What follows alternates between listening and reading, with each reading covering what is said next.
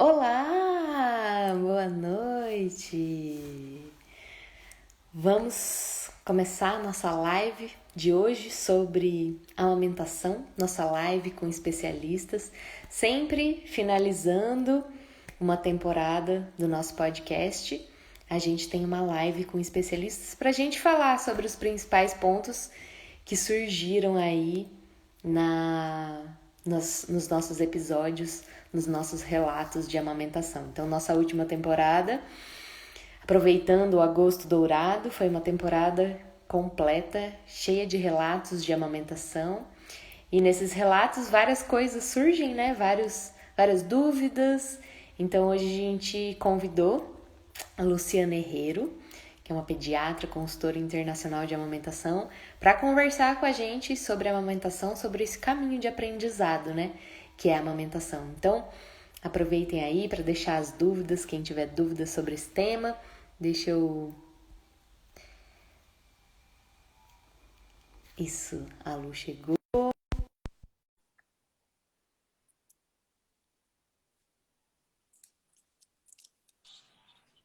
Oi, Lu! Oi, gente, tudo bem? Tudo bom? Tudo jóia, graças a Deus. Um prazer estar aqui com você. Que bom poder bater um papo com você. Obrigado por aceitar nosso convite para a gente falar um pouquinho sobre a amamentação. Tava Prazer é contando todo aqui meu. que a gente tem feito, né? Então esse podcast aí com muito amor e aí vários relatos, né? A maioria das temporadas são sobre parto, né? Mas a gente resolveu fazer umas temporadas sobre puerpério, e aí a nossa primeira temporada sobre puerpério foi sobre a amamentação, aproveitando, né, o agosto dourado aí, que acabou de acabar, e muitos relatos muito lindos sobre a amamentação, e muito de verdade, né? É muito legal ouvir histórias de mulheres, porque daí a gente sai um pouco daquelas imaginações e vê ali que na vida real, no dia a dia da maternidade, é outra coisa, né? É outra realidade mesmo. E aí a gente sempre no final da temporada, então a gente convida um especialista para a gente bater um papo sobre o tema da temporada e sobre as principais questões assim que surgem nesses relatos, né? Porque também cada mulher tem uma história, né? Então pra gente também não deixar assim, ai meu Deus, com isso, ela aconteceu isso com ela e vai acontecer isso comigo, então pra gente também não, né, trazer um pouco mais ainda de informações sobre esses temas.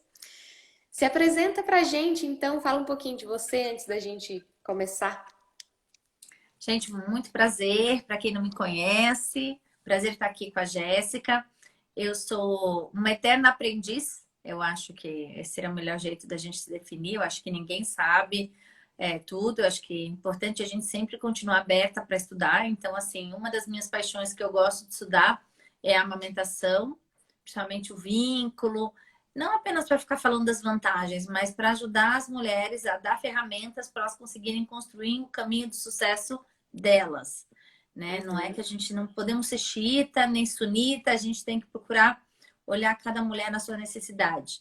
E, enfim, eu sou mãe, então eu tenho minhas experiências de amamentação, algumas difíceis, outras boas. Sou escritora, ó, escrevi esses 3 livrinhos que estão aqui. O amarelinho, que é o diário de bordo da família grávida, o azul, que é o diário de bordo do parto, e o rosa, que é o diário de bordo do bebê. Eu sou youtuber, aí a plaquinha do outro lado. Sou youtuber. É... E é isso, eu sou alguém querendo conhecer mais, aprender mais e procurando dar minha pequena contribuição na história dessas mulheres. E no YouTube a gente consegue até, que eu acho que é bem legal, porque é uma forma bem democrática, né, da gente chegar nas Sim, mulheres, assim como o seu podcast também é muito legal, né, Jéssica, para você poder estar chegando. Isso dá muita satisfação pra gente. Então é um é, prazer estar aqui para a gente conversar. que bom. E para a gente começar, então, fala um pouquinho assim sobre a sua visão, assim, né, sobre a amamentação, o que que você, qual o seu entendimento sobre isso? Para a gente começar num geralzão, depois a gente vai aprofundando algumas coisas. A amamentação, eu falo que parece uma orquídea. Lembrando que tem uma orquídea atrás de mim. Ela é uma flor muito bela. e ela perfuma muito a alma, né? E tem uma frase muito linda que você falou, que a amamentação materializa o bebê e espiritualiza a mãe que está amamentando. É assim. Então, a amamentação é um ato muito bonito, é um ato de doação, é um ato onde a gente pode realmente nutrir não só o corpo. Quando ela é feita direito, a gente não nutre apenas o corpo, mas a gente também tem a possibilidade de nutrir aquela alma que está chegando, aumentar aquele vínculo e realmente aterrar e trazer uma epigenética favorável a uma vida no máximo do seu potencial. Então, a amamentação ela é muito especial, só que ela também não é simples. Então, assim, a gente não pode nunca julgar quem não conseguiu amamentar ou quem não conseguiu amamentar como os livros mandam. Porque a amamentação, assim como a orquídea, ela precisa de um ambiente. A gente não consegue crescer uma orquídea num deserto, numa aridez emocional, num lugar onde não haja gotas de orvalho, de rede de apoio que venha alimentar. Então, eu sempre falo que a amamentação, assim como a orquídea e assim como o parto, para ele ser um parto respeitoso, ele precisa de um cuidado, de uma rede de apoio e de conhecimentos embasados. Se não tiver conhecimento da técnica, conhecer o que está por trás, fica super difícil. Um beijo para esse papai super incentivador da amamentação. Por isso que a gente fala, né, que é super importante ter essa rede de apoio. E a Uhum. preparação tem que ser feita na gestação. Não é que tem que preparar a mama, mas tem que preparar o quê? A mente. Tem que preparar o quê? Tem que preparar essa família, fortalecer e buscar lugares onde a pessoa seja nutrida. Porque quando a gente se sente mais nutrida, a gente confia no poder do nosso leite. Quando a gente está se sentindo muito sozinha, muito esvaziada, muito carente, aí fica difícil. Aí a gente acha que o nosso leite é fraco. Mas, na verdade, quem está fraco é a nossa autoestima e a nossa energia e a nossa Uhum. rede de apoio. É Então, é isso que difícil, eu acho a amamentação. é difícil nutrir um outro ser humano quando você está desnutrida, né? É. É. Eu sempre falo que a amamentação, para acontecer com sucesso, na verdade, o pai e a rede de apoio tem que amamentar essa mulher de amor para que ela possa amamentar o filho de leite. Se não tem, de certa forma, essa nutrição. Tem gente que consegue uma nutrição espiritual, tá? Mas há uma Uhum. nutrição. Tem gente que não Uhum. tem nutrição na terra, mas ela tem uma fé, ela tem uma conexão com o espiritual que ela realmente ela se nutre. Talvez Uhum. não de seres encarnados, mas de luz. E ela consegue dar. Então a gente eu conheço várias mulheres que transcenderam e conseguiram amamentar mesmo sem rede de apoio. Mas a gente, quanto mais apoio a gente tiver e mais nutrição, é mais fácil, com certeza. De alguma fonte, né? De nutrição. Ainda Às bem que a vezes. gente tem também uma bem importante que a gente possa acessar, né? Sim. Aham. Que bom a gente começar falando sobre isso, né? Porque hoje a gente vive. Parece que a gente saiu de um lugar de pouquíssimas informações, né, sobre isso, de pouquíssimo preparo, de viver a amamentação num lugar bem intuitivo, assim, né? Para um lugar de muitas informações, né? Hoje a gente tem muita informação sobre a amamentação e acesso, né? Hoje o acesso é isso, está muito democratizado também, né? Tem YouTube, tem podcast, tem muita coisa, né?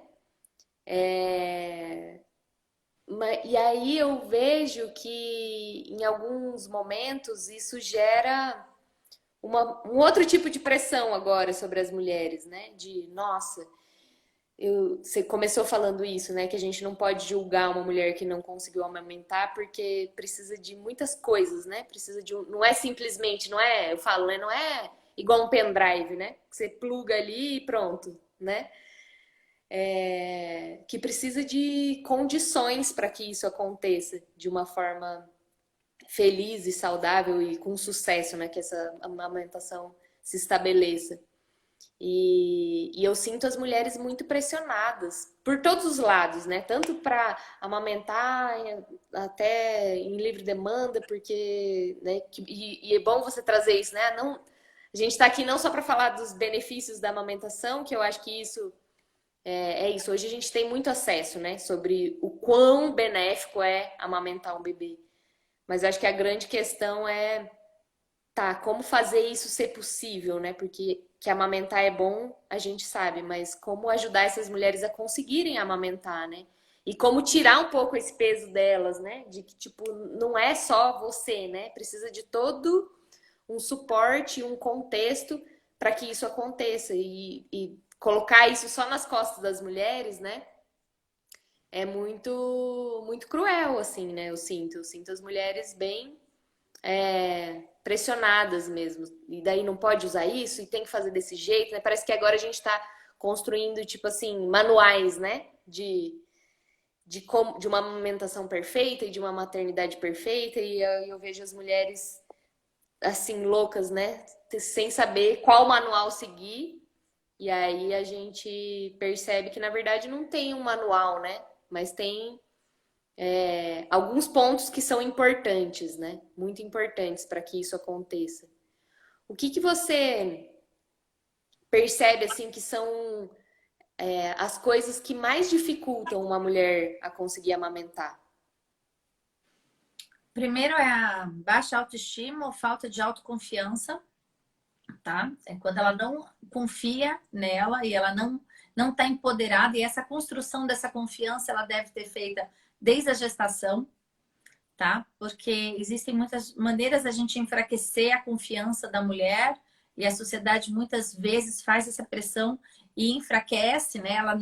A sociedade não tolera choro, a sociedade acredita que choro é fome, e, na verdade, cada letra do alfabeto é um motivo diferente do bebê chorar. Então, em algumas pessoas só existe a letra F de fome, e na verdade existem mil motivos. Então, o bebê vai chorar, ele pode estar satisfeito, ele pode estar comido um boi, mas ele vai chorar.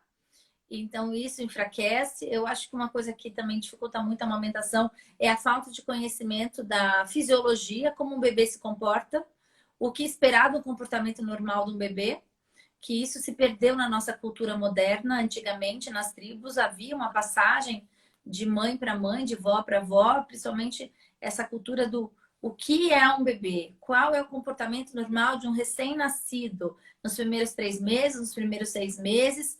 E essa cultura se perdeu e hoje a gente quer que seja um mini-me, uma pessoa que dorme, come, dorme, e que ganha o peso do jeito que eu quero e que tem que bater exatamente o que está no livro. E a gente tem que lembrar que o livro é sempre uma referência, mas a gente tem que sempre particularizar, porque é impossível a gente colocar nos livros os casos pessoais. A gente ali está dando o livro caminhos, mas cada Uhum. pessoa é um caminho próprio. Então, eu acho que preparação, eu acho que o que está faltando para ter mais sucesso, e isso foi feita uma pesquisa científica, tá? Foi feita uma pesquisa científica que visitou maternidades e viu a porcentagem de mulheres que queriam amamentar na gestação, né? Estavam lá chegando para internar para fazer o parto. Nossa, 98% faziam questão de amamentar e queriam muito. E aí depois visitaram essas mulheres com 3 meses e constataram que apenas 50% amamentavam exclusivamente. A grande, né, é quase 60% já estava dando outro tipo de leite. E aí Uhum. eles foram investigar o porquê que é amamentar. E aí seguiram de novo com 6 meses. E aí apenas 30% ou 40% ainda estavam amamentando. Ou seja, uma queda de 98% para só 30%, 40% ter aleitamento materno exclusivo é Uhum. muito grave, muito, né, muito decrescente. Por quê? E aí, por quê? Porque a sociedade ela é feita para o NAN e mamadeira e para chupeta. A propaganda, a televisão e a marketing e o capitalismo é feito para vender mamadeira e chupeta, e isso causa desmame. Então, uma coisa é o marketing muito forte, outra coisa é o despreparo da mulher em termos de se fortalecer através de conhecimentos científicos para poder combater o marketing e as influências de fora. Então, quando a mulher Uhum. tem conhecimento e se empodera, ela escuta um palpite, ela tem como racionalizar e trazer a lógica. Fala, não, isso que ele está falando não é lógico. E aí ela Uhum. elimina. Agora, se ela não tem conhecimento e embasamento, ela fica um barco à deriva. Tem hora que vem para um lado, tem hora que vai para o outro. E também uma coisa é a falta de apoio dos próprios pediatras, que também são patrocinados pela Nestlé. A Nestlé patrocina, Sociedade Brasileira de Pediatria. A Nestlé é uma das maiores é uma fabricante de fórmula e leite em pó, inconscientemente isso está trabalhando, por mais que o pediatra tenha índole, queira fazer e goste da amamentação, existe um movimento capitalista muito grande. E eu acho que é outra coisa que é muito difícil, que seria a mulher, normalmente o peito não é de vidro. Se o peito fosse de vidro, a gente teria uma taxa de amamentação muito mais alta. Como o peito não é de vidro, a gente não consegue ter o controle de quanto o bebê está mamando. E mulher gosta de ter controle de tudo. Aonde está o saquinho do supermercado, aonde que está a toalha dobrada. E quanto a gente gosta, ultimamente a gente ainda está mais controladora e ainda mais querendo que as coisas se encaixem.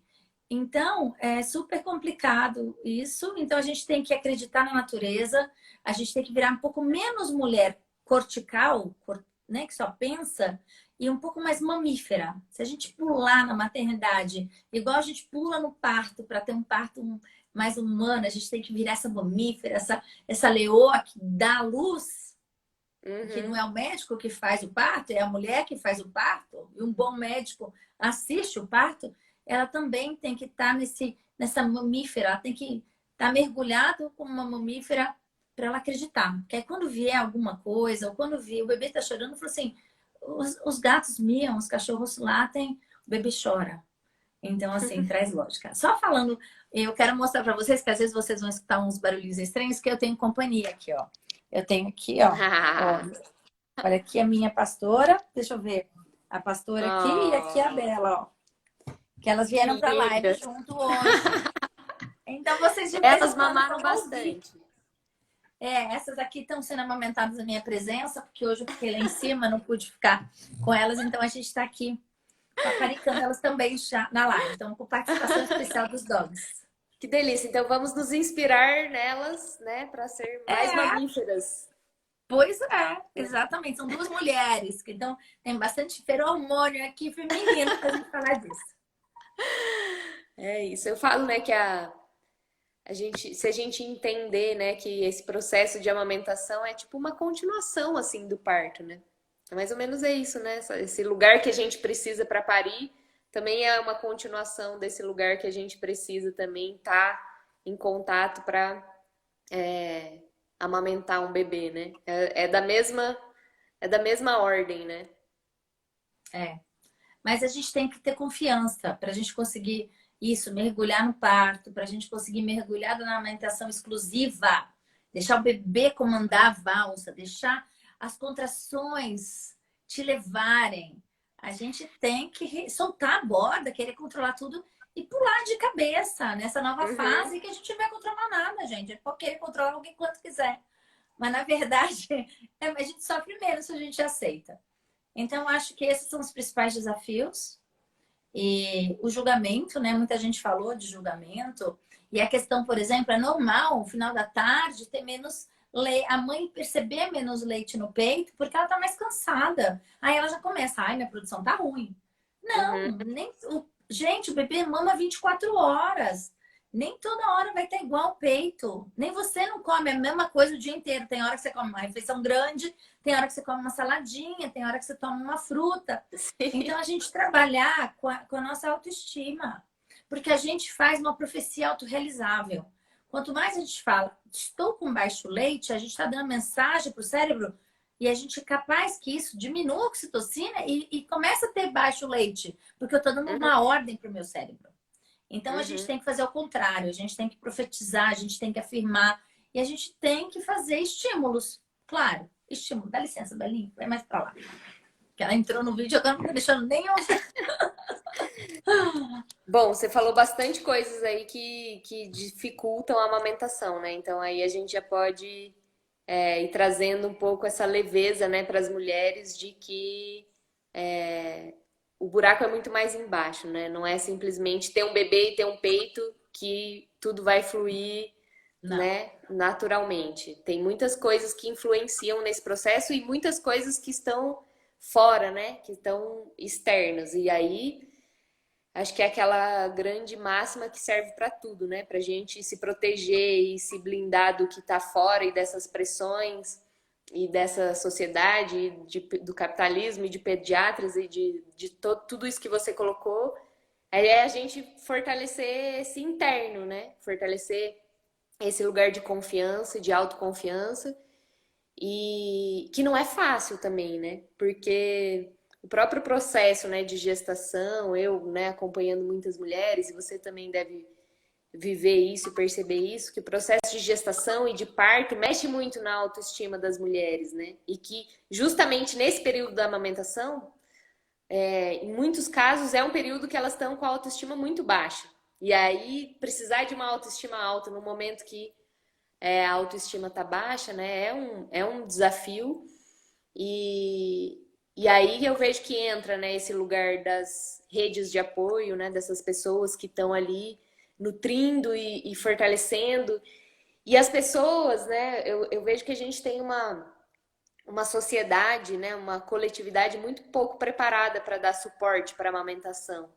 Porque é muita gente, tanto é um processo que começa na gestação e continua assim, parece que vai só aumentando depois que o bebê nasce, que é essa coisa de uma invasão, né? De muito palpite, de muita. As pessoas veem uma mulher grávida, veem uma mulher amamentando, parece que só vem coisa ruim. É muito difícil uma pessoa vir para falar: Nossa, como você tá linda! Nossa, como seu bebê tá maravilhoso! Nossa, que linda, né? Então, tem todo um movimento coletivo que é de diminuir também essa mulher, né? Que é de não ajudar ela nesse movimento de autoestima, né? E aí Então, vai eu ficando acho que é tudo. importante, Jéssica, eu acho que é importante a gente começar a dar antídotos. Senão a gente vai começar a levar as mulheres a terem mais angústias. Então, assim, bem de você falou tudo certinho, eu concordo. E aí, como é que a gente faz? Nessa sociedade, existem muitas mulheres que têm sucesso na amamentação, como existem mulheres que não conseguem, e a gente não vai. Não é por isso que ela tem que se sentir menos mãe, porque eu sempre falo, eu vi uma mãe se sentindo, falando que se sentiu imprestável. Pelo amor de Deus, não sinta isso. A gente amamenta nossos filhos cada vez que a gente olha nos olhos dele e a gente ora com o bebê. Quando a gente senta para brincar, a gente amamenta a alma do nosso bebê. Então, vamos parar com essa culpa. É claro que o leite materno ele tem uma função, mas amamentar é amor em ação. Então, a gente pode fazer amor em ação em várias fases da vida, inclusive quando eu faço, procuro fazer com a minha filha de 18 anos, e é uma forma da gente amamentar. É colocar limite também, é uma forma de nutrir também, colocar limite e educar. Então, assim, muito importante a gente entender. Agora, vamos lá. Como que seriam os segredos do sucesso? Boa. Né? Já que a gente está falando nisso, como é que a gente faz? Né? A gente já falou de palpite. Primeira coisa, melhor ferramenta contra palpite se chama conhecimento. Quanto mais conhecimento a gente tem, mais empoderada a gente fica. E quanto aí vem a pessoa, é o que eu falei, a gente traz para a lógica. E aí tem uma coisa, isso é verdade ou isso é mentira? O que ela está falando é verdade, vou levar em consideração. Se você está falando que é mentira, então, muito obrigado. Esse entra por um ouvido e sai pelo outro. Então, a primeira coisa é conhecimento. Toda mulher, durante a gestação e no pós-parto, tem que estudar. Tem que procurar, sei lá, vai no YouTube de referência, me siga o podcast. Mas, assim, pessoas que você confie e vê que tem embasamento. Não fica só na coisa de é uma mãe que teve uma experiência que agora virou famosa e fica compartilhando. Porque hoje em dia, infelizmente, as pessoas não buscam mais quem tem referência, quem tem certificado. Qualquer Sim. jornalista hoje é muito mais famosa que eu, que tenho mais de 20 anos estudando tanto psicologia quanto amamentação como pediatria. Então, tem que tomar certos cuidados. A gente tem que procurar fontes embasadas de conhecimento. Outra coisa, engravidar a família e trazer o parceiro ou a parceira, né, quem está ali do lado, para o envolvimento no sonho de amamentar. Então, a gente faz um trabalho em equipe, que a gente já falou, rede de apoio. Como é que a gente traz a rede de apoio? Conversando e conhecimento para a rede de apoio. Os maridos, muitas vezes, eles não entram, porque eles não sabem que ele tem um papel. Tem maridos que até entrariam se eles soubessem, se ficasse claro que ele é importante para o sucesso da amamentação. Mas como a mulher fica uma galinha choca, ele vai tentar trocar uma fralda e ela já briga que tá torta. Ele vai tentar colocar no sling. Não é assim que põe. Aí o cara se afasta. E aí ela mesma acaba dando um tiro no pé porque ela afasta a rede de apoio. E a gente Uhum. faz muito isso. E eu fiz também muito na primeira gestação. Então, isso é uma outra coisa. Outra coisa importante para o sucesso da amamentação: parar de ficar neurótico em comparação com o ganho de peso. Ai, porque a minha Ótimo ponto. vizinha ganhou, sei lá, 1,4 kg. O meu bebê só ganhou 900. Gente, o bebê recém-nascido, ele tem uma curva que é dele, tem uma epigenética que é dele. Quando o bebê nasce, ele vai perder 10% do peso ou 15%. Depois ele vai voltar ao peso de nascimento e a gente espera que ele ganhe de 20 a 25 gramas por dia. Se a sua vizinha, o bebê está ganhando 45, o problema é dele, porque você não sabe nem se a genética dele é para isso ou ele está começando a despertar o gene da obesidade. Porque tem muitos bebês que já começam a acender os genes. Eu falo acender porque é como se fosse um interruptor, a epigenética da obesidade na vida adulta, porque começa a complementar com uma madeira. Por quê? Por medo. A insegurança das mães, de novo. Então a gente tem que parar com essa neura. E a gente tem, mas como é que eu vou avaliar se a minha amamentação está sendo boa, se o meu peito não é de vidro? Tudo bem, é o ganho de peso? Sim, mas é a curva de crescimento do bebê. A gente tem que pôr os pesos no gráfico, lá que tem na carteirinha de vacinação, e traçar uma linha para acompanhar a curva. Se a curva é ascendente, beleza. Se a curva de repente parar, a gente tem que investigar o que está acontecendo. E se a curva de crescimento descer, aí é pior. Isso quer dizer que está realmente acontecendo alguma coisa. Às vezes a técnica de amamentação, às vezes entrou chupeta, às vezes a mãe não está cochilando de dia. Ninguém fala, mas quando a mãe cochila de dia, muito melhora a produção de leite. E não precisa cochilar meia hora, não, Jéssica. Se a mãe deitasse 10 minutos, uma, duas vezes por dia, ia explodir, ia melhorar muito mais. Entendeu? Então, a gente tem que tentar fortalecer essa mulher para que. Sabe o que eu falo? Eu falo que assim, amamentar é como a gente faz uma viagem. Você quer, por exemplo, chegar numa praia. Só que essa estrada tá bem, tem uns buracos, vai ter as dificuldades, e às vezes vai até furar um pneu. Então, quando a gente quer realmente amamentar, a gente tem que se preparar, é igual se prepara para fazer seu off-road. Tem que, às vezes, trocar um pneu, às vezes tem que saber lidar com uma dificuldade, mas tem que sempre manter a motivação. Sempre tem que manter a paixão e a fé, que a gente vai chegar lá. Já, de um jeito ou de outro, a gente vai amamentar com sucesso. Agora, se isso não acontecer e a gente, de repente, for para uma outra praia, também não ficar se martirizando. O que é importante a gente é nutrir a alma dos nossos filhos. Isso é muito mais importante. Então, eu não quero ninguém sentindo culpa. Acho que a gente está falando de amamentação, mas aqui não entra culpa e não entra vitimismo porque a gente não amamentou. Porque a minha primeira filha eu praticamente também não amamentei. Eu também tive milhões de dificuldades e eu era médica pediatra. Você vê como médico pediatra nem sempre está preparado para amamentação. Então, assim, depois eu estudei, me tornei consultora, fui correr atrás do prejuízo e amamentei a segunda até 2 anos. Mas, enfim, eu amo as duas e eu procuro amamentar a alma das duas até hoje, que isso é uma coisa que é pro resto da vida. E é uma caminhada, né? Provavelmente sua primeira experiência te preparou para a segunda, né? E te mostrou o que você ainda precisava, né, aprender e se preparar para uma segunda experiência, né? Nenhuma experiência é em vão, né? Com certeza. E você falou dessa. Esse é um ponto que pega bastante as mães e que apareceu num dos episódios, que é sobre o ganho de peso, né? Sobre um bebê que não está ganhando peso. E aí você trouxe essa questão da curva, né? Como avaliar até que ponto esse baixo, por exemplo, um bebê que ele está abaixo da curva, né? Estar abaixo da curva de crescimento de peso por si só é um fator que indica que precisa de uma complementação ou tem outros fatores que precisam ser avaliados para chegar a essa conclusão de que realmente o bebê está precisando de mais de um complemento, Tá. de uma nutrição mais forte? Na verdade, quando eu falo para colocar o bebê na curva, é um gráfico que tem, se você olha o gráfico, ele tem várias linhas, assim, ele faz várias linhas, tá? Percentil 50 é no meio, depois 25 e 10 para cima, e depois dos 50 para baixo tem percentil 25 e 10 para baixo. Não me interessa tanto aonde ele vai ficar situado no gráfico. Isso não me importa tanto, Jéssica, porque isso tem a ver com a genética do bebê, do osso, do peso. O que eu falei da curva é a curva do peso do bebê. Então, ele pode estar numa curva percentil 10, que seria bem, ó, o percentil 50 seria tipo a nota 10. Entre aspas, que não existe nota 10, tá? Seria...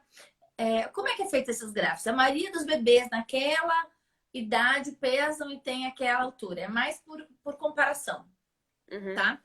Então, assim, eu não tenho que querer que meu bebê seja um bebê esse percentil 50.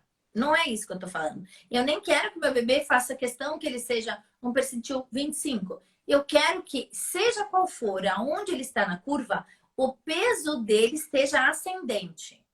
Isso é importante. E se o peso dele não está ascendendo, numa fase onde tem que estar ascendendo, porque o cérebro está em desenvolvimento e o corpo está em desenvolvimento, a gente tem que investigar. Não é para ser displicente. Não é para dar uma remedinho natural e falar, não vai ganhar peso porque a natureza, não. Aí seria irresponsabilidade e negligência. Se o bebê ele tem que estar fazendo a curva dele, o ganho de peso dele ser ascendente. Mas a gente Ainda tem que seja muito pouquinho, mas que ele esteja ganhando peso. Ele tem que fazer uma curva ascendente, tem que ganhar peso. Se ele não ganhar peso, ele vai desnutrir. Então a gente tem que ver. Se ele desnutrir, ele pode ter perda cognitiva, ou ele pode ter hipoglicemia, ele pode ter crise. Então a gente precisa disso. Agora, não é para ir passar a canetada do NAN na primeira dificuldade. É para a gente investigar qual é o problema que está por trás. Tá? Mas assim, rapidamente, não pode ficar um mês investigando, não pode. Mas a gente tem que, por exemplo, será que ela está com uma técnica de amamentação correta? Será que ela está dando um peito inteiro em cada mamada? Porque não é para trocar de peito na mamada. Porque senão ele vai tomar só o leite anterior e o bebê vai perder peso. Porque é o leite posterior que tem a gordura, tá? Isso tudo é o que eu falei de conhecimento de amamentação. Tem que saber, sim, a parte teórica da amamentação para você poder manejar a prática. Segunda coisa, será que esse bebê ele está tendo forças o suficiente para chegar no leite posterior? Porque às vezes é um bebê que teve icterícia, às vezes é um bebê que nasceu prematuro, às vezes essa mãe tem hiperlactação e tem muito leite anterior e quase não tem posterior. Então a gente tem, por exemplo, artimanhas. Como é que a gente faz? A gente ordenha um pouco esse leite anterior e reserva, congela, doa, para depois esse bebê poder chegar no posterior. Então é importante. Será que esse bebê ele tá com uma disfunção muscular ou antigamente eu tenho uma pessoa muito querida que é a Mari Henrique. Te amo, muita saudade de você, viu, linda? Muito, amo muito. Tem muita gente querida aqui. Enfim, na minha época, quando eu comecei a estudar, eu não conhecia a osteopatia. A osteopatia, hoje eu não trabalho com aleitamento materno sem osteopata. Porque tem um monte de tensões que o bebê não consegue fazer uma sucção eficiente. Às vezes ele fica na mama 1h30 e não mama quase nada. Porque ele não está conseguindo ordenhar com a língua a mama. A mãe achando que está abafando. E o bebê não está ganhando o suficiente. Então, em vez de eu ir para o NAN e para o complemento, eu faço primeiro uma investigação de causas. E aí depois, mas às vezes eu dou sim, eu oriento às vezes o complemento na muleta, como uma muleta temporária, até esse bebê conseguir ter forças para vencer e conseguir sugar a mama. Então, por exemplo, mas uma mãe que tem uma cirurgia mamária, ela teve uma redução mamária, ela não produz, às vezes produz, mas às vezes na cirurgia foi tirado lóbulos. E aí, se foi tirado lóbulos, não consegue produzir 100% o que o bebê precisaria. Pode ter uma perda. Não é assim taxativo, mas pode ter. Nesse caso, às vezes a gente precisa dar uma muleta. O bebê não consegue, às vezes, nos primeiros meses, caminhar sozinho. Não dá. Aí a gente prescreve uma fórmula, sim, mas nunca na mamadeira. Nunca. Mamadeira é a pior coisa para amamentação. É pior. A gente prescreve na sonda, que chama relactação. É um aparelhinho que a gente põe. Então, assim, um bebê, por exemplo, que nasceu prematuro e não está conseguindo ter forças de fazer ordenha da mama para conseguir ajudar na descida do leite, ganho de peso, às vezes eu tenho que entrar com complemento. Às vezes o pediatra tá certo, mas não na mamadeira. Porque a mamadeira, ela briga com a amamentação e a amamentação perde. A relactação, ela não briga com a amamentação, ela trabalha junto. E aí, na hora que precisa parar, dá para parar e a amamentação continua. Então, Uhum, o grande problema não é claro que o exclusivo seria uma maravilha, mas o grande problema não é se é exclusivo ou não. O problema é entrar com a mamadeira, que aí e a chupeta, que é o que a indústria empurra, né? Em cima das mulheres. Ah, não existe uma madeira que imita peito. Não existe uma madeira que não causa desmame. Não existe. Não existe, porque todas elas posicionam a língua do bebê para trás. E aí a língua fica hipotônica e aí já era difícil de sugar a mama, ela acaba piorando, né? A Mari está falando que ela usou SNS com a minha ajuda naquela época, que ela tem um filhote que a gente acompanhou e amamentou sem mamadeira mesmo, complementando. Eu conheci o SNS na prática, porque eu tinha feito uma cirurgia redutora e não consegui na minha segunda filha e nem na primeira dar 100% exclusivo. Mas quando eu usei o SNS ou as relactações, e translactação a mesma coisa, a gente dá conta de ajudar com uma muleta. Mas uhum. fala sério, uma coisa é o seguinte, tem muita mulher, Jéssica, que não precisa de muleta, que tem leite para dar e vender. O problema, a muleta é emocional. Ela não acredita que ela tem. Aí ela quer botar o complemento com uma muleta que não precisa. Ela é uma maratonista de Que é uma leite muleta para ela, materno. na verdade, né? Oi? É uma muleta emocional para ela, né? Então, só que aí a gente fica chateada. Então, é muito importante que a gente fortaleça ela para ela ver o quanto ela é uma maratonista e ela vai desmamando da muleta, entendeu? Uhum, É assim, então a gente tem que tomar muito cuidado. A amamentação é uma coisa muito ligado ao emocional, totalmente ligado. A uhum. ocitocina, que é um hormônio que faz descer o leite, ela precisa de um estado emocional que a mulher tenha vínculo com o bebê, que a mulher deseja amamentar, que a mulher não sinta dor, que seja um momento de prazer. Vou contar uma história que me veio na cabeça que é para contar. Não sei nem porquê. Mas assim, é uma história que algumas pessoas vão achar triste, mas eu acho importante a gente olhar todos os lados, né? Uma vez eu recebi, na mesma época da Niari, que estava a Maria, eu recebi uma outra pessoa, uma arquiteta bacana da cidade, assim, super bem resolvida, e que tinha ganhado neném. E ela chegou para mim, marcou uma consulta, uma orientação particular, e falou assim, doutora Lu, eu, eu não consigo amamentar. Cada vez que o meu bebê vem pro meu peito, eu lembro de um abuso sexual que eu sofri. Isso me remete a esse abuso. Eu não gosto. Isso está atrapalhando o meu vínculo com a minha filha. Acho que é uma menina, se não me engano. Eu falei assim, amor, para agora. Mais importante para mim é você estar inteira como mãe do que você amamentar. Então eu já, se você me perguntar, você já indicou desmame? Já, porque não é isso. O amamentar de amor, a presença e o olhar e o vínculo, e nutrir aquela alma, aquele serzinho que precisa que essa mãe seja o melhor possível, é mais importante. Então a gente tem que tomar muito cuidado de não ser xiita, de não ser radical, de não julgar, de não criticar, porque ninguém sabe onde a orquídea do outro está parada. Se ele está num Uhum. deserto árido, ou se ela está num ambiente, ou se o que aconteceu com aquela pequena planta, né? Como aconteceu com essa mulher. E ela conseguiu, depois, criar um relacionamento maravilhoso. E, para falar a verdade, eu achei que ela tinha desmamado.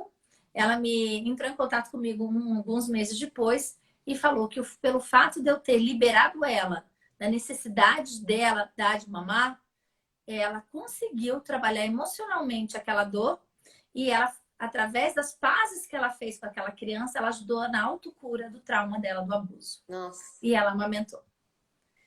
Ai, amamentar é muito mais, né, do que só uma nutrição física, né? Tem muitas outras coisas envolvidas, né? E cada mulher é um universo, né? Essa sua história me lembrou um dos episódios que uma mãe compartilhou. Ela falou uma coisa que eu achei muito sábia, assim, que foi quando tem sofrimento é porque tem alguma coisa errada, né? Isso não é para ser algo que gere sofrimento. E sofrimento é diferente de desafio, né? Óbvio que pode ali ter um desafio e vários desafios aí nesse caminho, mas quando tem um sofrimento, né? Que é esse caso que você trouxe, né? De um sofrimento ali, de uma lembrança de um abuso, não é para ser assim, né? A amamentação. Porque é isso que você tá passando também, né? Você tá passando a cada momento que você tá ali, você tá passando esse sofrimento. Então vamos fazer de outro jeito, que o importante é nutrir a alma, né? Com o que você nutre esse bebê para além do leite, né? Então, achei. Ela trouxe isso como um aviso, assim, do nosso corpo, né? Se tem um sofrimento, então para um pouco e vamos avaliar para não ter esse sofrimento e como a gente pode fazer para não ter, né? E aí acho que uma coisa, pegando esse gancho de sofrimento, que é uma coisa que surgiu também nos episódios e que eu vejo muito as mulheres sofrendo com isso, que é essa questão da dor, né? Como é essa dor, né, da amamentação? Porque também a gente vê muitos lugares, né, falando, não, amamentar não dói, não pode doer, e daí, por outro lado, um monte de mulher sentindo muita dor para amamentar, e aí como Tá. que fica isso? Bom, vamos lá. Primeira coisa, amamentar, se a gente fizer tudo certinho, se não houver fissura nem trauma mamilar, amamentar não vai doer. Na grande maioria das pessoas, tá? Mas cada pessoa é uma pessoa diferente. A maioria das mulheres acabam machucando o seu mamilo, que também é uma das principais causas de desmame, por falta de conhecimento da técnica. Como assim, doutora Lu? Por exemplo, quando você vai fazer um bolo na sua casa, você não esquenta o fogão primeiro, para o fogão ficar quentinho antes de pôr o bolo, para ele não murchar? Então, a pessoa, antes de colocar o bebê no peito, ela tem que avaliar se o peito está pronto, flexível, se ele está macio para o bebê conseguir fazer uma boa pega. A maioria das pessoas não fazem isso e põe um peito engurgitado, cheio, na boca do bebê, e aí o bebê não consegue abocanhar no lugar certo e vai rachar o bico. Na hora que racha o bico, ou fissura, ou erode, existe uma dor muito grande. E essa dor por causa de um desajuste na forma do bebê sugar a mama e um desconhecimento da mãe. Tem outros motivos que levam à dor na mama, como, por exemplo, que eu já falei, que a osteopata consegue, na maioria das vezes, liberar alguma tensão muscular, alguma sucção ineficiente, ela consegue ajustar e melhora a dor. Mas existem outras dores que estão por trás dessa dor. É porque quando eu chego, principalmente o primeiro bebê, a nossa vida vira de cabeça para baixo. A gente tem que abrir mão de muita coisa. Do papel social que eu estava. Porque, de repente, eu era uma executiva, ou eu era alguém que controlava as coisas, eu era gestora, de repente, agora eu não controlo nada, não controlo a minha vida, não controlo a hora que eu vou tomar banho, não controlo a hora que eu faço cocô. Então, assim, por um tempo, tá, gente? Calma, que principalmente os primeiros 3 meses é o caos. Então, de repente, essa dor, o quanto ela é uma dor emocional também, e eu senti muito isso, para mim foi muito difícil a primeira filha, porque eu sempre fui uma pessoa que fiz, que realizei e que fui para fora e de repente ser chamada, mergulhada numa piscina chamada maternidade, onde você fica dentro da piscina 24 horas e não existe dia nem noite, porque o bebê não sabe que é dia e noite. E então você fica assim, aturdida. Até que de repente você vai conseguindo voltar a ser outros papéis. Por um tempo você vira só a mãe. Nem seu nome ninguém fala, é a mãe do bebê. Uhum. Então você desaparece. Então, assim, existe uma dor que precisa de um acolhimento. Então, muita gente precisa de terapia. Eu recomendo muito terapia se está muito difícil, sabe? Se está muito pesado, se está muito difícil, tem que fazer uma terapia, tem que ter um acompanhamento. E é mesmo, principalmente os primeiros 3 meses. Os primeiros 3 meses é a parte mais difícil. É onde o bebê está vivendo a fase que a gente chama de gestação extraútero. ele está totalmente imaturo. Mesmo que ele tenha nascido 42 semanas de gestação, ele está emocionalmente imaturo, ele está... O cérebro ainda está imaturo, o estômago está imaturo, então ele golfa muito. O intestino está imaturo, ele não consegue saber soltar pum. O bebê sofre horrores de cólica, porque muitas vezes ele não coordena a vontade de soltar pum com abrir o esfíncter anal. Essa descoordenação, hoje, então, chique, tem nome. Chama de disquesia. Mas, gente, é maturidade, é descoordenação. É bebê recém-nascido em gestação extraútero. Então, muito importante que nessa fase a gente veja o que está por trás dessa dor, tá? E muita Uhum. gente tem que assumir, porque tem muitas pessoas que não assumem, eu não quero amamentar, sabe? Quando não assume, começa a falar, meu leite é fraco, então desmamei. Porque a sociedade também não banca alguém que não quer amamentar. Não Uhum. é permitido que isso exista. E isso existe, a gente tem que acolher e respeitar, né? Sim. Como existem pessoas assexuais. Eu não quero transar, não quero ter namorado, não quero ter namorada, não quero nada, gente. Tô de boa. Existe, eu conheço vários, e aí, tudo bem? Não tem. A gente não é diferente, mas a gente tem que acolher o que é diferente, né? Muito bom. Nossa, eu vi assim milhares de perguntas. Vamos responder um pouquinho as perguntas Vamos, daqui que sempre vamos, surgir. a gente tem 15 minutos, a gente, ó, vamos lá. Então vamos lá. Tem uma aqui na caixinha. Minha bebê é super gulosa, mesmo cheia, quer estar mamando. O que faço para ajudar a mim e a minha bebê, eu acho. É isso que ela quer. Como que eu faço com isso, né? Mais ou menos assim. Bom, a primeira É, coisa, a gente tem que entender que a bebê não é gulosa, a bebê não é manhosa e a bebê não é mimada. É parar de rotular. A bebê é bebê. A gente cria rótulos para os nossos filhos, a gente já começa, e aí quando cresce, fala, é mimado, é burro, é preguiçoso. Isso é um crime fazer isso com os nossos filhos. Então, que a gente se policie, em primeiro lugar, para parar de ficar rotulando. Por que que o bebê. Agora vamos lá, vamos de novo. Conhecimentos de comportamento básico de recém-nascido. Por que o bebê recém-nascido quer vir na mama toda hora? Não é por fome só. O bebê vem para o peito porque ele precisa de N coisas. É como na fase de gestação extraútero, o peito é como se fosse a casa do bebê, o planeta Terra, como se fosse o Brasil do bebê. Ele se sente bebê estando no peito. Então ele vem pro peito porque está com sede, ele vem pro peito porque ele está com fome, ele vem pro peito porque está com sono, ele vem pro peito porque está muito barulho na casa e ele quer se esconder, ele vem pro peito porque ele está com saudade do peito, ele vem pro peito porque ele não está conseguindo fazer cocô e está desconfortável. Ele vem pro peito por milhões de motivos. Então não tem nada a ver com mimado, manhoso ou esfomeado. Ele é apenas um bebê recém-nascido e por isso que a Organização Mundial de Saúde, a Sociedade Brasileira de Pediatria diz não existe horário para o peito nos primeiros 6 meses, é livre demanda. Isso quer dizer que pode ser que no primeiro mês o seu bebê venha para o peito a cada meia hora. Ou não. Ou ele faz um intervalo de 3, 4 horas, depois vem a cada meia hora de novo, depois faz 2 horas, depois faz 1 hora, 4 horas, 5 horas. Ou seja, é uma dança onde o bebê toca música e a gente só tem que acompanhar o ritmo. Não é a gente que coloca o ritmo pro nosso bebê. A gente só vai conseguir colocar o ritmo, só deve colocar o horário e ritmo depois de 6 meses. Aí sim é importante a gente colocar ritmos de comida, aí comida de sal, que a gente fala, né? Comida caseira mesmo. E aí? Vamos ver o que mais tem por aqui. Bebê de 7 meses, peito só fica murcho, tenho medo da produção estar baixa. Então, primeiro, nada de medo. O bebê tem 7 meses. Você não precisa ter produção alta. Um pouco de produção que você tem tá mais que suficiente. Porque o bebê tem que estar comendo. Com 7 meses ele já toma café, ele toma 2 frutas e almoço e jantar.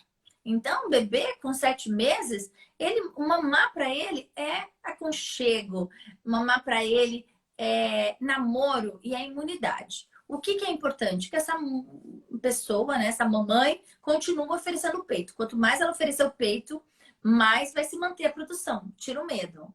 Nada. Medo não combina com autoconfiança e a gente já aprendeu que a autoconfiança é a chavinha para dar tudo certo. Meu bebê de 9 meses ainda mama e pretendo dar até os 2 anos. Só gostaria de diminuir as mamadas de dia. só que ele mama muito ainda. Será por causa da crise dos 9 meses? Tem crise de tudo, né? Crise do 9, crise do 6, crise... Não, na verdade, ela tem que começar a fazer uma rotina com esse bebê e colocar limites. É que o bebê, ele precisa dos nossos limites. Ele não vai se autolimitar. Aí, igual, é engraçado, vou até fazer uma comparação. Uma vez eu fui numa escola com a minha filha e os adolescentes estavam terríveis, gente. Nossa, terrível naquela escola. Aí eu fui falar com a coordenadora, porque minhas filhas estavam lá, tanto é que eu saí, tirei logo depois. Ela virou e falou assim: não, aqui os adolescentes se autorregulam. Eles se autorregulam. Peraí, adolescente não se autorregula. A gente precisa de colocar limite. Limite, sim, não, não. Sim. Regras, acordos, né? Não é que ser... Porque hoje em dia as pessoas têm medo de ser autoritária e aí vira Uhum. permissiva. Eu só queria mostrar que existe entre permissiva e autoritária, tem no meio uma coisa que chama autoridade responsável, autoridade consciente. A gente pode Uhum. colocar limite. Então, por exemplo, bebê de 9 meses, ela quer diminuir um pouco as mamadas? Diminua, sem culpa. Exclusivo, mesmo são 6 meses. Depois a criança tem que estar comendo, ela tem que estar brincando, porque senão tem coisa muita mãe, muita criança que é mais fácil pro peito do que pro prato. Porque o prato tem que fazer esforço de pegar, tem que fazer o esforço de mastigar. Isso não é legal. Então também Acaba não que a é o excesso. amamentação vira muleta, né? Vira a muleta da criança e nas famílias carentes, isso é muito comum. Como não tem dinheiro, às vezes, para comer, eu não estou falando do caso, né? Mas não estou falando que é o caso dela, mas estou falando, por exemplo, em famílias que eu já acompanhei, não tinha muito arroz e feijão, ou a mãe não estava afim de cozinhar, era só leite de vaca. Então, um monte de mamadeira de leite de vaca, porque enche a barriga. Só que a criança desaprende a mastigar, desaprende a fazer a autonomia de comer. Então, sim, depois de 6 meses, tem que colocar a autoridade responsável, a autoridade consciente, sem culpa. Se a gente não fizer isso, for permissível ou for autoritário, né, os dois extremos aqui, a gente vai errar. A violência infantil não é só a negligência. Negligência é a gente não cuidar. Super proteger, tá errado, é um tipo de violência. Também ser extremamente permissiva é um tipo de violência contra a criança. Então a gente tem que buscar o caminho do meio. Então pode diminuir as mamadas, tem tranquila, coloque e vai conversando com o seu bebê. O bebê entende. Muito mais que a gente para. Depois de 6 meses, então os bichinhos lá estão no avião. Meu bebê tem 25 dias. Com 17 dias já tinha recuperado o peso do nascimento e tinha aumentado 450 gramas. Mas agora minha mama fica murcha e ele passa muito tempo no peito. Será que está sendo suficiente? Está. É que não pode ser daquele tanto que ele começou no começo. Senão daqui alguns meses ele vai rolar em vez de andar. Né? Ele teve um pico muito grande e isso é muito comum. No começo, às vezes, a mãe tem muito leite no começo e o corpo depois se dá uma ajustada. Mas essa ajustada é, inclusive, para evitar engurgitamento e mastite. Então, as mamas ficam mais murchas mesmo. Mas de propósito, porque o corpo, ele produz o leite na hora que o bebê começa a mamar. Não é estoque nem geladeira. O peito pode estar murcho, ser do tamanho de uma bolinha de ping-pong, murcha. O bebê começa a mamar, vem a mensagem, opa, leite, e desce na hora os estímulos para produção. É na hora. Então, muita gente relaciona peito murcho com pouco leite. Isso é mito, porque o peito pode estar murcho, e aí você vai ordenhar com a mão, não sai quase nada, porque a nossa ordenha não é eficiente na maioria das vezes, como é a mamada do bebê. E aí a gente fica mais neurótica ainda. Então pode ficar tranquila que você continuando a amamentar, quanto mais você amamentar, mais leite você vai ter. Confie no seu taco. E Pode nesse caso, confiar, o porque peito murcho é sabedoria do corpo, né? exatamente, para evitar engurgitamento e mastite. Não, Meu aqui não é bebê de geladeira, não é estoque, nem é supermercado. Aqui é só uma fábrica. Meu bebê de 15 dias, a cada mamada fica por 10 minutos. Isso é normal? O bebê de 15 dias não tem muita força para mamar, né? Lembra que a gente estava falando? Então, é muito importante que ela ordenhe bem a mama, tipo, ordenhe manualmente a mama para tirar um pouco do leite anterior, para já chegar no leite que tem um pouco mais de gordura, e deixe e ofereça sempre uma mama por mamada. Agora, o tempo que o bebê fica no peito, não tem regra. Tem bebê maior que fica 5 minutos, mas o cara é um avião a jato. Ele tira, que é uma coisa absurda. E tem outros bebês que não, que eles são franceses, eles são pacientes, eles demoram para comer. Tem outros que são tipo. Então depende de cada bebê. Mas o importante é que ela faça a ordenha anterior para já tirar um pouco do leite anterior, para quando o bebê for mamar, já ficar mais perto do leite que tem gordura. Falta 5 minutos para a gente terminar. A gente passou rápido, né? Nossa, muito rápido. Bom, vamos uma última então? Vamos O lá, que mais rapidinho. ouço é, quando começar a introdução alimentar, o bebê não precisa tanto mais do meu leite. Não é bem assim. É que vai haver a complementação de alimentos e é muito importante que exista um investimento nessa aprendizagem dessa nova fase. O leite materno ele vai continuar sendo muito valioso para o vínculo afetivo, para a imunidade. Ele é muito valioso. Não é que vira água e perde o valor. É que a gente tem uma. É assim como a gente aprende matemática e depois você equações, depois você aprende equação 2. Não é que a equação 1 deixou de ser importante. Ela foi necessária, ela complementa. Mas agora é a hora de aprender a equação 2. Então, depois de 6 meses, é importante a gente se dedicar, estudar e estar realmente empenhada em fazer o bebê caminhar esse degrau acima, que é o degrau da alimentação complementar, com responsabilidade, com consciência, uma forma mais respeitosa e natural. E eu sempre concordo e gosto muito de quem trabalha com alimentação complementar participativa, onde vê os sinais do bebê, respeita esses sinais e orienta o bebê. Então, eu acho que não é que o leite deixou de ter valor, ele mudou. Porque o bebê mudou de degrau. 3 meses é o primeiro degrau. Eu falo que é a primeira libertação dos escravos maternos, porque o bebê melhora muito depois de 3 meses. 6 meses é outro degrau. E cada etapa do bebê ele vai crescendo e a gente tem que crescer junto. A gente tem que aceitar que o nosso bebê está crescendo e não infantilizá-lo. Quem só dá peito depois que o bebê faz 6 meses, 9 meses e não dá comida, está infantilizando e querendo que seu bebê continue recém-nascido. Precisa tratar com terapia. Porque o bebê tem. A gente cria os bebês para se tornarem cidadãos e para voarem. Então a gente tem que fortalecer as asas dos nossos filhos, a autonomia. E isso é, cada etapazinha já é um pouco mais. Gente, eu quero agradecer muito vocês. Tô esperando vocês lá no meu canal do Instagram, que é a doutora Luciana Herrero, lá no meu canal do YouTube. Quero te agradecer, Jéssica, muito, muito, muito. E os meus seguidores falo que vocês sigam a minha amiga, parceira Jéssica também. E escutem o podcast, um podcast 42 semanas, para quem não conhece ainda. Tem no Spotify, Divulguem. no Google, no iPhone, em todas as plataformas de podcast. Tá um trabalho bem lindo, cheio de amor. Obrigada, Lu. Muito obrigada, obrigada Beijo, a todos. beijo, beijo. Me Beijos. marca aí quando você for salvar pra eu poder divulgar lá no meu story, tá?